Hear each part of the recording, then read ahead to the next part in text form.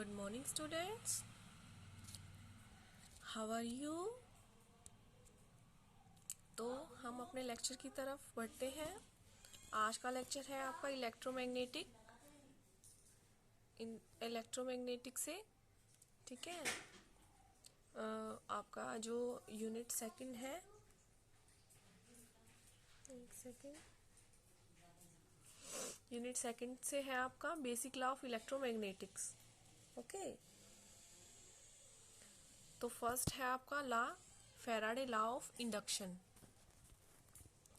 First law आपका Faraday law of induction. देखिए, ये फैराडे ने दिया था लॉ 1831 में, ठीक है। देखिए, इंडक्शन की एक प्रॉपर्टी होती है इंडक्शन की, कि वो मतलब जब डिवाइस, किसी करंट कैरिंग डिवाइस के अंदर, कोई करंट कैरिंग डिवाइस है, उसके अंदर करंट फ्लो कर रहा है, तो वहाँ पे मैग्नेटिक फील्ड को हमने उसके अंदर रखा हुआ है, तो वहाँ पे क्या होती है, एक इंड्यूस होती है ईएमएफ उस डिवाइस के अंदर, या फिर उसके साथ कोई अदर डिवाइस रखा हुआ होता है उसके अंदर, ठीक है। तो इसी पे बेस्ड है हमारा फैराडे लॉ। हमने क्या लिया है, एक क्लोज्ड कोयल ली है, वायर की लूप ले लो या क्लोज्ड कोयल ले लो, कुछ भी कह लो। उसको क्या कर दिया हमने, मैग्नेटिक फील्ड में जहाँ पे चेंज हो रही है हमारी मैग्नेटिक फील्ड, उस एनवायरनमेंट में हमने उसको रख दिया, ठीक है। तो वहाँ पे क्या हो रही है, हमारी ईएमएफ इंड्यूस हो रही है उस कोयल के अंदर, ठीक है ना। सिर्फ यही लॉ है ये। Change in magnetic environment can be caused by the changing magnetic field strength moving the magnet toward और अवे फ्रॉम द कोयल, और the moving the coil into और आउट द मैग्नेटिक फील्ड, और rotating the coil in the field, ठीक है। Change in the magnetic field environment में हमने उसको रख दिया। उसके बाद में हम क्या करते हैं, मूविंग मैग्नेट को हम उसके पास लेके आते हैं, फिर दूर लेके जाते हैं, या फिर कोयल को हम मूव कर रहे हैं इन और आउट मैग्नेटिक फील्ड के अंदर, या फिर हम उस कोयल को रोटेट कर रहे हैं मैग्नेटिक फील्ड के अंदर। ये तीनों पोर्शन, मतलब तीनों चीजें हम कर रहे हैं, तो हम वहाँ पे क्या हो रही है, एक ईएमएफ इंड्यूस हो रही है। जो ईएमएफ इंड्यूस हो रही है उसका वो क्या आते हैं, हमेशा नेगेटिव आती है, नेगेटिव रेट के अंदर आती है, ठीक है। वो किस किस के ऊपर डिपेंड करती है, देखिए, E is equal to minus N del phi upon में डेल टी। जो हमारा E है वो है हमारा इंड्यूस्ड ईएमएफ, ठीक है।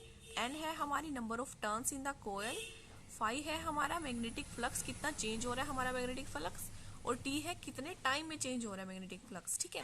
तो जो इंड्यूस्ड ईएमएफ वो हमेशा नेगेटिव होगी। ये आपको नेक्स्ट लॉ में बताएंगे, लेंज लॉ। लेंज लॉ क्या बताता है कि फैराडे लॉ ने जो इंडक्शन का दिया था उसमें जो ईएमएफ इंड्यूस हो रही है वो नेगेटिव क्यों होती है, ठीक है। इसका रीजन क्या है, कि जब वो ईएमएफ इंड्यूस हो रही है, जनरेट हो रही है changing in the magnetic flux में, तो जो पोलैरिटी है इंड्यूस्ड ईएमएफ की वो इस तरह से है कि जो उसकी वजह से जो करंट जनरेट हो रहा है मैग्नेटिक फील्ड के अंदर, वो क्या कर रहा है, उसकी जो डायरेक्शन है वो, मतलब वो क्या कर रहा है, उसको अपोज कर रहा है मैग्नेटिक फील्ड को, ठीक है ना। ईएमएफ इंड्यूस हो रही है magnet change in magnetic field की वजह से, तो जो इंड्यूस्ड ईएमएफ वो नेगेटिव क्यों है, क्योंकि वो अपोज कर रही है जो मैग्नेटिक फील्ड ने उसको प्रोड्यूस किया, और वो उसी को ही क्या कर रही है, अपोज करने की कोशिश करती है, इसी वजह से ये नेगेटिव होती है, ठीक है। That is the induced magnetic field always work to keep the magnetic flux constant, okay. तो ये आपका ये वाला लॉ था। उसके बाद में आता है लोरेंज लॉ।